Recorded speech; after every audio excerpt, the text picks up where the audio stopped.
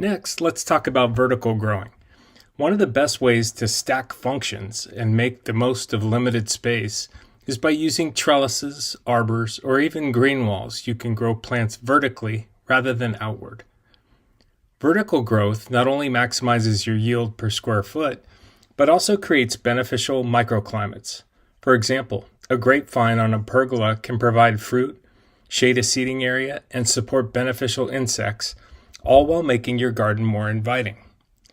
By growing vertically, you increase your garden's productivity, conserve space, and even help create cooler microclimates, perfect for heat-sensitive plants like lettuce or spinach.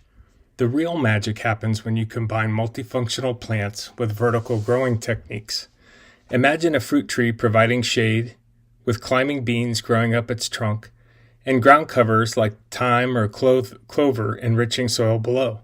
This creates a layered system that mimics nature's own stacking functions.